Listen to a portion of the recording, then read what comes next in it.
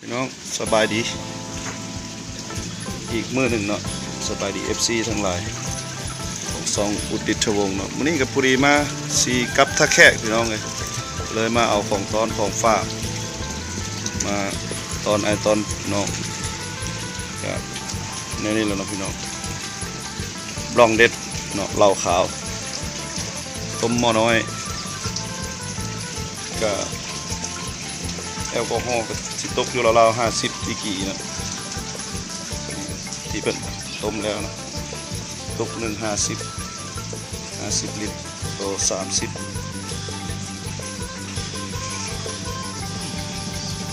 ประมาณ30 ลิตรนะตก150,000 กีบเพิ่นอันนี้หม้อต้มเพิ่นอันนี้ขี้เหล้าสัตว์กินได้คนกินได้อาซิสุจริตพี่น้องเฮ็ดตามระเบียบกฎหมายอันนี้ก็เป็นเพื่อนพ่อฮักอยู่สารวันนะพี่น้องยังคงบ้านนาปงเมืองคงแขวงสารวันเนาะพี่น้องไปได้มาก็มาแวะมายามเบิ่งต้มเหล้าอยู่ลาวเฮาเป็นจังไดได้ขอเหล้าขาวเนาะเชิญเลยเนาะอันนี้เพิ่นจะเป็นถังหมักเนาะหมักข้าวพี่น้องก่อนสิเอามาต้มเนี่ยจะมีข้าวสารแล้วก็ใส่แป้งขี้เหล้าข้าพเจ้าก็บ่ฮู้ว่าเพิ่นสิหมักจักวันหรือจังมาต้มนะ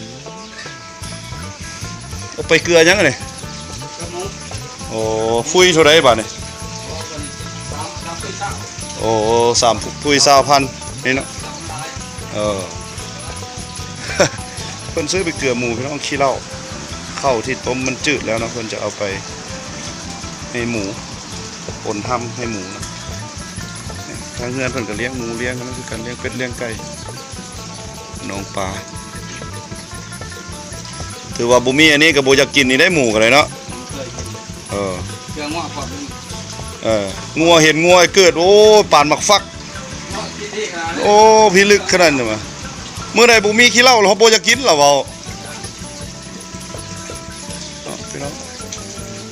ก็ฝากกดไลค์กดแชร์กดติดตามเนาะข้าพเจ้าเห็นแนวแปลกๆข้าพเจ้าจะเอาลงให้ท่านผู้ชม FC ทั้งหลายได้เบิ่งเนาะวิธีคนอยู่ลาวเป็นจังไดโอ้อันนี้ก็สิแม่นเข้าได้นี่เนาะโอ้มันก็เม็ดงามจบดีเลยเนาะ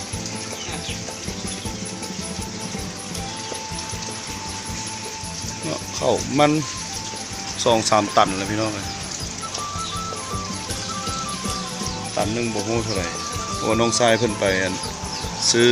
ตุกเหล้ามาให้ข้าพเจ้าเพิ่นสิให้เหล้าสิซื้อเหล้าเมื่อแล้ว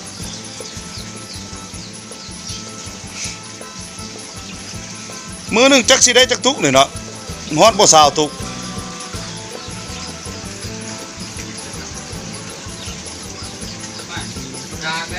ว่า368เนาะข้าวมือหนึ่ง18 ตุกพี่น้อง18 ตุกตุก150,000 ล้าน 5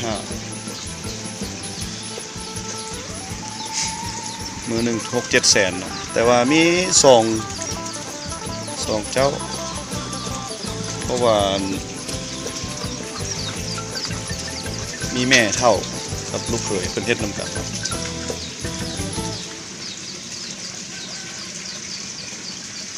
ก็หลากหลายเนาะมันก็ออกหลายเลยพี่น้อง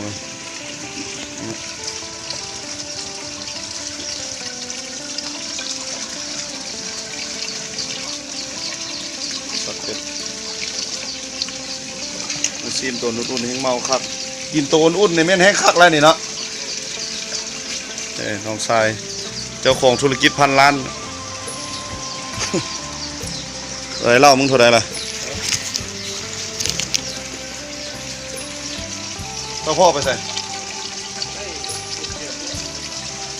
โอ้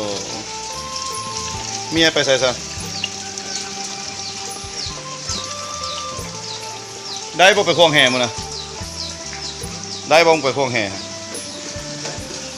เอาขอบมุกขอบใจกับ FC ของทรงอุดิทงเลยล่ะเด้อขอให้อยู่ดีมีแรงหมดสุขทุกคนสบายดี